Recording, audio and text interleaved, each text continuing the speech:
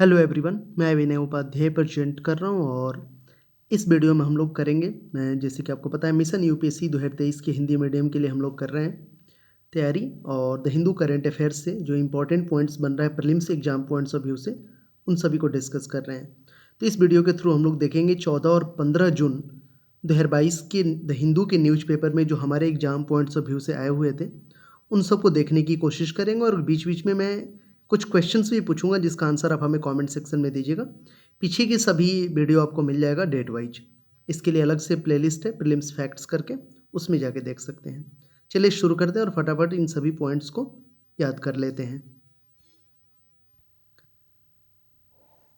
तो प्रारंभिक परीक्षा के लिए तथ्य, भारत गौरव एक्सप्रेस ट्रेन ये क्या है इसको समझने की कोशिश करते हैं। तो भारतीय रेलवे की भारत गौरव योजना के तहत एक निजी ऑपरेटर द्वारा कोयम्बटूर और शिरडी के बीच संचालित की जाने वाली ये पहली ट्रेन है, भारत गौरव एक्सप्रेस ट्रेन। अब इसका उद्देश्य क्या है ये ध्यान दे दिया ना, कोयम्बटूर और शिरडी के बीच में चलेगी। भारत गौरव योजना के तहत एक निजी यानी कि प्राइवेट ट्रेन है ये, कोयम्बटूर और शिरडी के बीच संचालित की जाएगी। अब इसका उद्देश्य क्या है, तो इसका उद्देश्य की बात करें तो इन ट्रेनों के माध्यम से देश और दुनिया के लोगों को भारत की सांस्कृतिक विरासत और शानदार ऐतिहासिक स्थलों का प्रदर्शन कराना है। उद्यमियों के लिए अवसर, तो ये इसके दो एम हो गए। ये फोटो देख सकते हो, यही है भारतीय रेल भारतीय गौरव दर्शन एक्सप्रेस, आप इसे बोल सकते हो। तो इसे ध्यान रखना आप। नेक्स्ट है, ये काफ़ी चर्चा में था, I2U2 शिखर सम्मेलन में भारत, इजराइल, अमेरिका, यूएई ने भाग लिया। आई से दो कंट्री हो जाएंगे, इंडिया, इजराइल, और यू से यूएई और अमेरिका।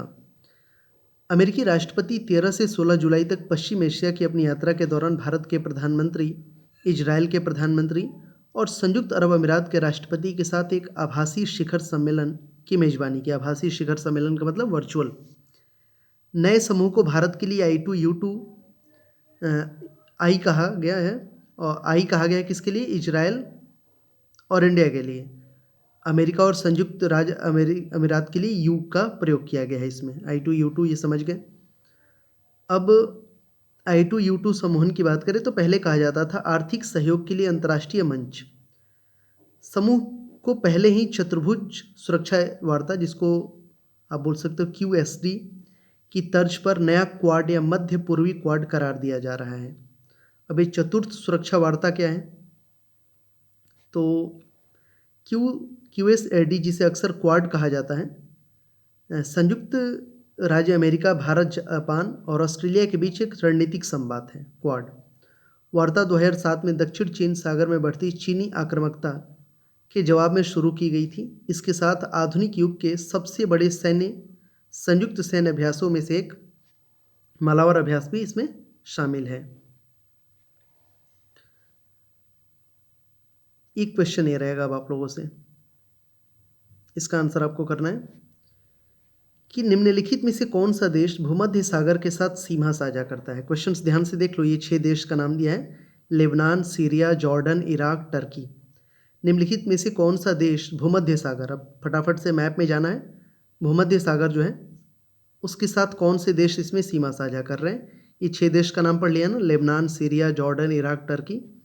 अब आपको ऑप्शन ऐसे देगा कि नीचे दिए गए कुट का सही प्रयोग करके उत्तर चुनना है, तो इसका आंसर करना, ठीक है। ये आप लोग खुद से करना, उन देशों का नाम लिखना। आगे है, देश की 0.7% आबादी अस्थायी आगंतुक थी, भारत में प्रवासन 2020-21 रिपोर्ट। तो भारत में प्रवासन रिपोर्ट 2020-21 सांख्यिकी और कार्यक्रम कार्यान्वयन मंत्रालय द्वारा जारी किया गया है। इसके अनुसार देश की 0.7% आबादी जुलाई 2020 से जून 2021 के दौरान अपने घरों में अस्थायी आगंतुक थी। अभी अस्थायी आगंतुक क्या होता है, अस्थायी आगंतुकों को उन लोगों के रूप में वर्गीकृत किया गया है जो मार्च 2020 के बाद आए और लगातार 15 दिनों या उससे अधिक लेकिन 6 महीने से कम की अवधि के लिए घर में रहें। इनमें से 84% आगंतुक महामारी से जुड़े कारणों से अपने स्थान पर चले गए। प्रवासन, तो इसका परिभाषा है कि इंटरनेशनल ऑर्गेनाइजेशन फॉर माइग्रेशन के अनुसार एक प्रवासी को किसी भी ऐसे व्यक्ति के रूप में परिभाषित किया गया है जो अपने निवास स्थान से दूर एक अंतर्राष्ट्रीय सीमा या राज्य के भीतर जा रहा है या स्थानांतरित हो रहा है। यह या तो स्वैच्छिक या मजबूरी आंदोलन हो सकता है जो आपदाओं की बढ़ती परिणाम या आवृत्ति, आर्थिक चुनौतियों और अत्यधिक गरीबी या संघर्ष की स्थितियों के परिणाम स्वरूप हो सकता है।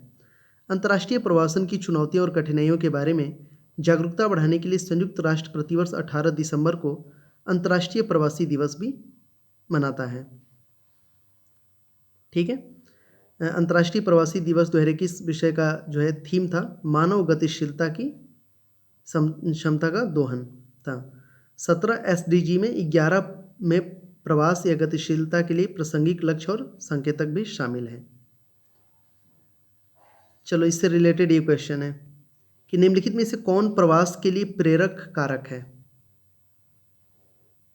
माइग्रेंट के लिए। ये ऑप्शन रहेगा, मतलब ऐसे स्टेटमेंट है किसी विशेष स्थान के विकास का भाव, बेहतर रहने की स्थिति, रोजगार के अवसर।